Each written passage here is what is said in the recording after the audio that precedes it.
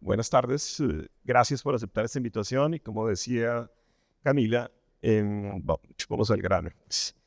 Sí, la movilidad sigue siendo sin duda uno de esos grandes dolores de cabeza que tenemos los colombianos cada vez que manejamos el carro, una moto o que incluso caminamos cuando vamos como peatones, pues alta contaminación, temas de accidentes de tránsito, los andenes ocupados, hacen parte de ese panorama complejo que enfrenta el tema de la movilidad en nuestras ciudades. Como decía Camila, con nosotros está Carol García, directora de la Cámara Automotriz de la ANDI, José Stalin Rojas, director del Observatorio de Movilidad de la Universidad Nacional, y Daniel Villaveses, de la Federación Internacional de Motociclismo. Bueno, para entrar al grano y en materia, primera pregunta tiene que ver con esas tendencias en materia de movilidad que se observan en el mundo. Cuando uno ve que esos temas importantes, el tema de la sostenibilidad, la accesibilidad y la reducción de las emisiones, están como en la agenda central. ¿No piensa que el país está muy atrasado en esas materias? Yo no sé qué piensa José Stalin. ¿Cómo analiza el momento que vive la movilidad en Colombia? Bueno, en términos de tendencias, creemos que hay las siguientes. Uno, hay una tendencia de ciudades a la peatonalización en el mediano plazo. Es decir, uno encuentra en los discursos de los posibles candidatos a las alcaldías que están mirando un poco a la peatonalización. Eso significa que va a haber una movilidad en distancias cortas. La otra tendencia tiene que ver justamente con el tema de encarecer el uso del automóvil. Los cobros por congestión, como sucedió en Nueva York ahora, también ahora empieza a aparecer de forma más frecuente entre los tomadores de decisión cobrar por el uso del automóvil, cobros por congestión, cobros por contaminación. Obviamente la gasolina ya quitaron los subsidios, entonces encarecer el uso del automóvil en ese sentido es otra tendencia. Y también aparece otra tendencia que identificamos básicamente es que los precios de adquisición del automóvil empiezan quizás a parecer ya un poco altos como para la gama media de la población. Quitar los subsidios que tenía Europa a la fabricación de automóviles es algo importante que tiene repercusiones aquí donde los consumimos. La guerra que tiene China con el automóvil eléctrico tiene repercusiones aquí en el consumo interno. Los comentarios de Trump también están sucediendo en ese sentido.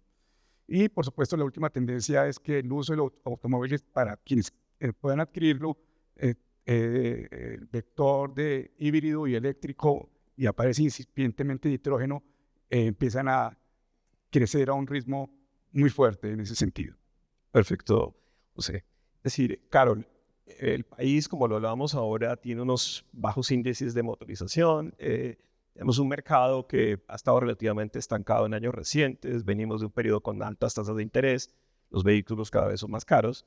Pero pues hay una industria, digamos, y sobre todo el tema de los importados que tienen tanta importancia en este mercado. ¿Cómo analizan ustedes la coyuntura y hacia dónde va la industria, Carol? Adelante. Bueno, Narciso, yo creo que este es un momento muy importante para Colombia, sobre todo para hablar de la importancia que tiene la industria nacional en el país. Este sector ha tenido dos grandes golpes con la salida de Mazda en su momento y con la salida de General Motors recientemente. Y eso ha hecho que el gobierno y el país se replantee de manera muy importante cómo robustecer más a la industria nacional. Y con esto no quiero decir que la apertura del mercado no sea una buena estrategia. Yo creo que hay mercado para todos. Creo que los colombianos tienen derecho a elegir el vehículo que pueden pagar, el vehículo que les gusta. Y creo que ahí tenemos que tratar de encontrar un balance también. Un poco para aportar a la respuesta que da el profesor Stalin, yo quisiera mencionar que algo que estamos viendo hoy en términos de tendencias, por ejemplo, aunado a lo que está pasando con la industria y el mercado automotriz, es que estamos viendo que cada vez los colombianos con mayor poder adquisitivo, efectivamente, de estos que uno puede llamar segmento D, vehículos de alrededor de 200, 150, 300 millones de pesos, tienen un movimiento en el mercado muy importante. pero las personas, el colombiano de a pie, aquellas personas o estudiantes, por ejemplo, que seguramente nos ha pasado a todos, queremos comprar nuestro primer carro, queremos cambiarlo, tenemos un vehículo de hace 10 o 15 años. Estos colombianos que quisieran acceder por primera vez a un vehículo o un colombiano que quisiera de ingresos promedios poder cambiar su vehículo viejo, está encontrando dificultades para hacerlo.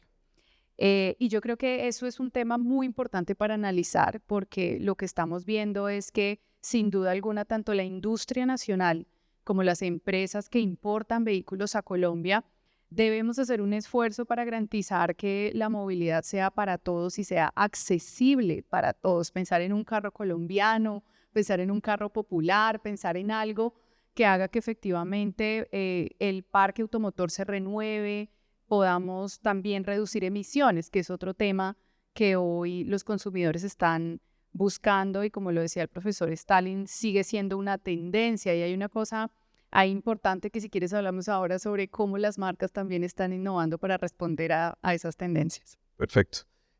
Para Daniel, muchos, digamos, el primer carro que tuvimos, como dice Carol, fue un carro usado, 10 años, incluso más, en una época en que eran mucho más accesibles.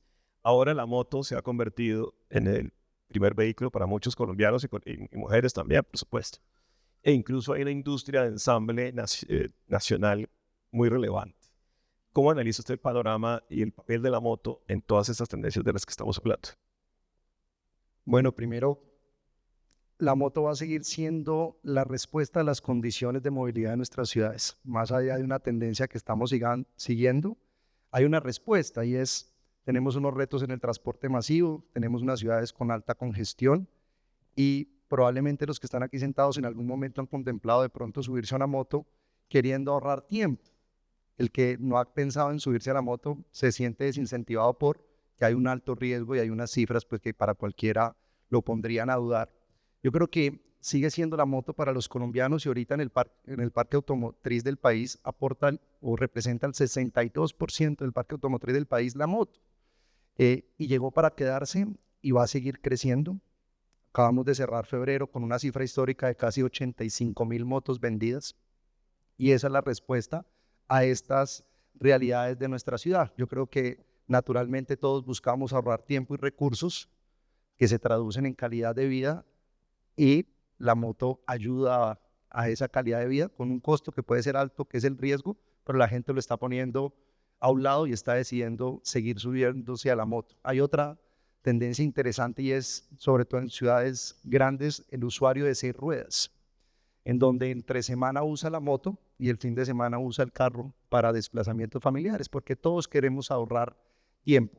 Y un tema que quería hacer especial atención, y es: cada vez la mujer se está volviendo más usuaria de la motocicleta, y también es más que una tendencia, una respuesta. Tenemos unos retos en el transporte masivo, algunos temas de violencia de género, acoso, y la mujer decide subirse a la moto porque ahorra tiempo y porque se puede ahorrar estas situaciones incómodas. Entonces, esas serían para mí unas tendencias importantes que tengamos en cuenta. Profesor Stanley, Colombia es un país que por diversas razones apostó por el modo carretero en detrimento del modo férreo, a pesar de los esfuerzos de los últimos gobiernos por reactivar el tren, digamos, el de ferrocarril. ¿Qué hay que hacer para decir, no pensar en volver al pasado, pero digamos en avanzar en esta materia, digamos, y sobre todo en las ciudades? Pues está el metro de Bogotá, Medellín tiene un metro hace mucho tiempo, pero ¿cómo seguir avanzando en este tema de los metros, de trenes, etcétera? Bueno, hay que entender que la logística, que es donde se transportan las personas, está la logística de distancias medias y largas como Colombia, donde el modo carretero pues predomina por distintas razones históricas. Ahora, pues digamos que hay que reconocer también el esfuerzo que está haciendo el gobierno nacional en activar el modo férreo, que eso es muy bueno, y que la idea es justamente llegar a la intermodalidad. Esperamos que estos sueños, que son casi sueños macondianos que se transmiten de padre a hijo, se puedan realizar. Hay avances en ese sentido. Y ya también en términos de transporte de personas internamente, por supuesto hay grandes retos, como decía Daniel, del transporte público, volverlo más, si bien es deficitario, por naturaleza, volverlo más cómodo, con unas condiciones de calidad de viaje mejor. O sea, a ella, en términos de tendencias, de miradas hacia mediano y corto plazo, por supuesto el tema del metro, de la primera, segunda y tercera línea del metro, del componente zonal, eso va a mejorar, pero ojalá mejore con el tema de calidad de viaje. Si no mejoramos la calidad de viaje, va la gente a bajarse a la motocicleta, a la bicicleta, a la patineta, o va a quedar quedándose conduciendo el auto privado, a pesar de esos esfuerzos que damos. O sea, si no mejoramos la calidad de viaje, todos estos esfuerzos se nos puede derrumbar. De acuerdo.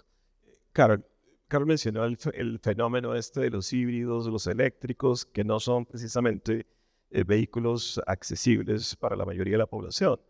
Es decir, ¿qué hacer en materia de políticas públicas? Yo sé que hay unos incentivos de diversa índole, digamos, pero en materia de políticas públicas, ¿qué podemos hacer para que este fenómeno termine de consolidarse y sea un poco más accesible para más colombianos?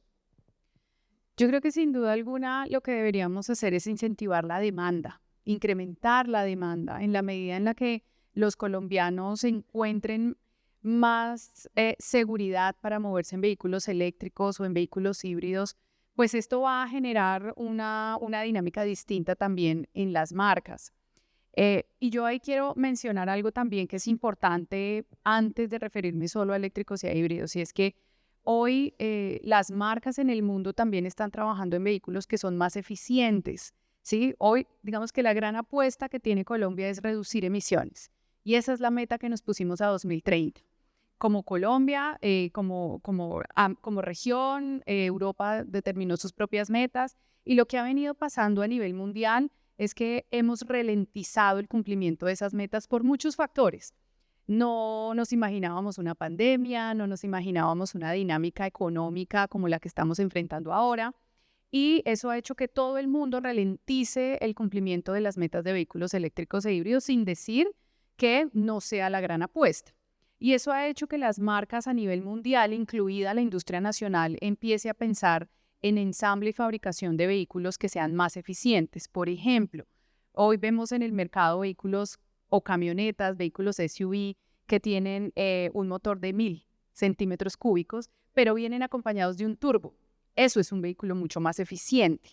Entonces, eso está siendo tendencia, y por supuesto de la mano de vehículos eléctricos e híbridos que cada vez han encontrado más opciones en el mercado. Ya tenemos vehículos eléctricos sobre todo alrededor de los 60, 70 millones, y eso está haciendo que la gente cada vez piense cuál es la inversión versus el beneficio.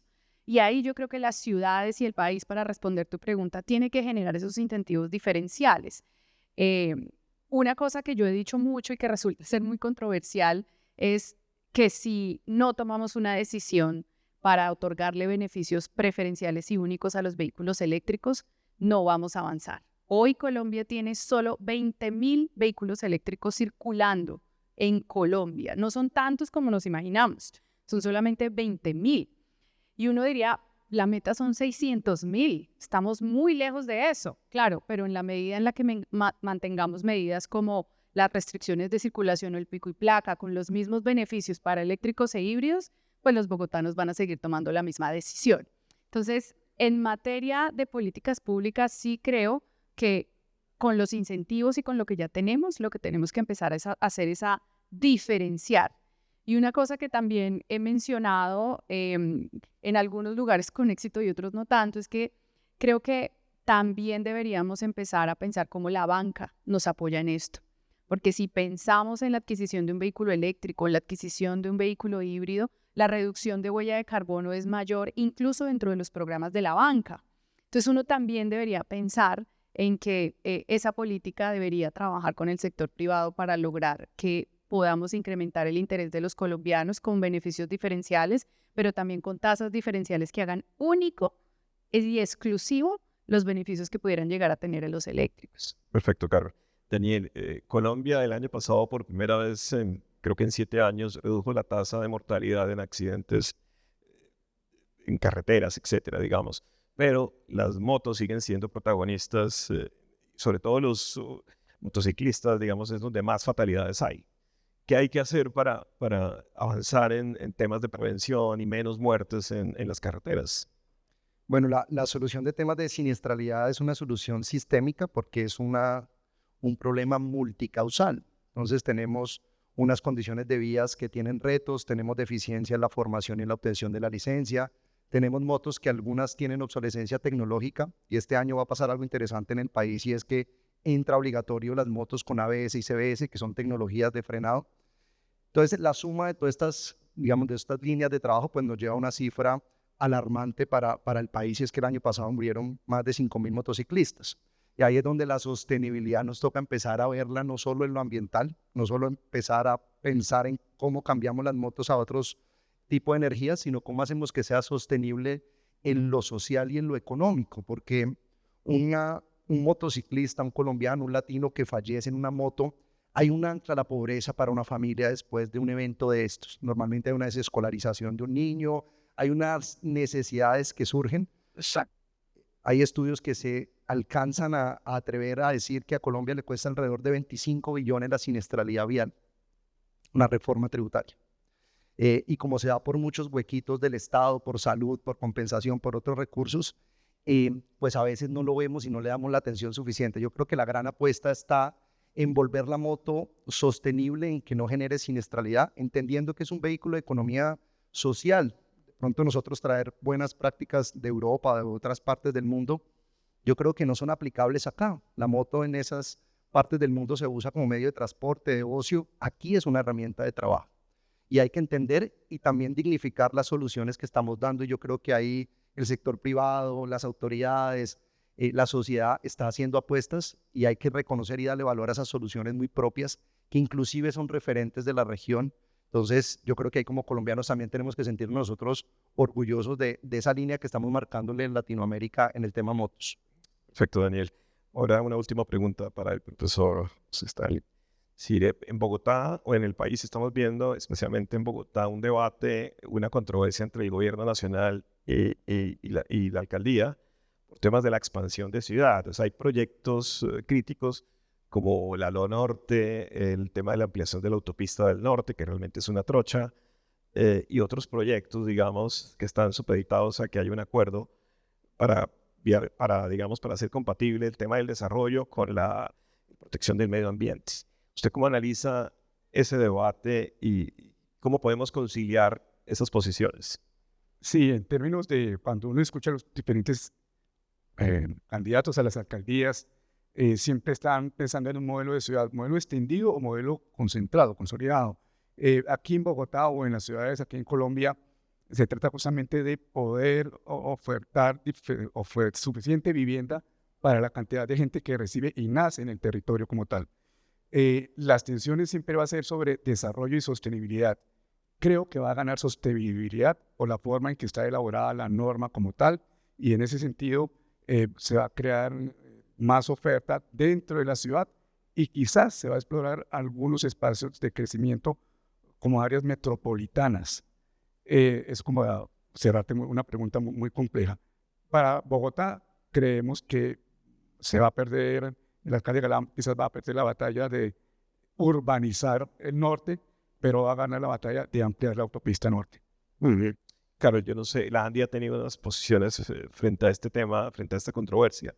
Desde la Cámara, ¿ustedes cómo ven ese debate? Porque, digamos, el argumento de muchos para no hacer carreteras es que no, igual se van a llenar de carros. Entonces no hagamos nada y vemos la pobre infraestructura que tenemos en un país como Colombia, en nuestras ciudades, incluso a sacar los productos de exportación a los puertos, etc. ¿Ustedes cómo analizan todo este tema? Yo creo que los debates políticos son muy interesantes porque le permiten al final, no solamente al ciudadano, sino al país poder construir como posiciones. Y yo creo que hemos perdido un poquito ese norte, ¿sí? Y eso es lo que está impidiendo que podamos construir sobre lo construido. Hay muchos retos que tiene Bogotá, ahora Bogotá región, y yo creo que, y es el llamado que hemos venido haciendo desde la ANDI, desde nuestras áreas logísticas, y es, tenemos que construir sobre lo construido y tenemos que conciliar diferencias porque el discurso y la conversación en algunos momentos no nos está permitiendo avanzar. Hay una cosa que tú mencionas que es muy cierta y es que Bogotá, sobre todo, y ahora Bogotá región, porque creo que debemos hablarlo un poco en ese sentido para incrementar competitividad, tiene las mismas vías desde hace 15, 20 años. Hasta ahora estamos empezando a tener redes viales adicionales y seguramente eso pueda contribuir en términos de reducir la congestión y pueda también plantear otros temas de ciudad pensando en otros medios y en otros modos de movilidad. Pero un poco lo que nosotros hemos tratado de fomentar desde la ANDI, desde el sector privado, porque como tú lo mencionas, al final son las empresas, los empresarios, los ciudadanos, los trabajadores de esas empresas quienes van a tener un impacto de si hay o si no hay vías, de si se ponen o no se ponen de acuerdo. El llamado que hemos hecho es a construir sobre lo construido y a trabajar sobre lo que hay, conciliando las diferencias para realmente poder hacer algo por esa gran apuesta que hemos hecho todos los colombianos frente a Bogotá región. Perfecto. Para Daniel, finalmente, mi pregunta sería, ¿hay techo en el mercado de motos? O sea, vemos que viene creciendo, incluso en los momentos de menor crecimiento, el mercado ha mostrado cierto dinamismo. ¿Cómo ve usted la cosa? Por los próximos años yo creería que no, que la curva va a seguir manteniéndose y probablemente en aumento porque siguen siendo las condiciones muy similares. Sigue habiendo congestión, sigue habiendo un acceso lejano al vehículo, primero porque no es llamativo para solucionar los temas y porque tiene unos costos elevados para la gran mayoría de los colombianos. O sea, siguen presentándose todas las condiciones para que la moto y su capacidad de acceso de financiamiento pues se vuelva una opción muy llamativa para la gran mayoría de los colombianos. Y segundo, pues que se está convirtiendo en una herramienta para generar ingresos. Ciudades como Bogotá ya tiene casi 4 o 5 aplicaciones para poder pedir mototaxismo, un fenómeno que veíamos por allá en la costa Caribe o en las regiones apartadas de nuestro país y hoy está en la esquina de nuestra ciudad. Entonces, las respuestas va a seguir creciendo porque aparte de solucionar temas de transporte, es un ingreso para las familias y, digamos, todas estas tendencias tan emocionantes que veíamos previo al panel terminan materializándose en una moto. Y yo ahí cierro haciéndole un llamado a la acción a los que estamos acá y es que nuestra comodidad no le cueste la vida a nadie. ¿Sí? Que esa hamburguesa que pido a mi casa, que ese paquete que compré o computador llegue a mi casa, probablemente hay un colombiano llevándolo en una moto. Yo creo que el acto más cotidiano y más valioso que podemos hacer es desarrollar esa empatía en las vías con los motociclistas. Es otro colombiano con ganas de hacer país, simplemente que escogió la moto y la invitación es a que construyamos sobre esas realidades. No es desincentivar la moto, sino entender que llegó para quedarse y que debemos todo construir pues un espacio de convivencia amable y sostenible.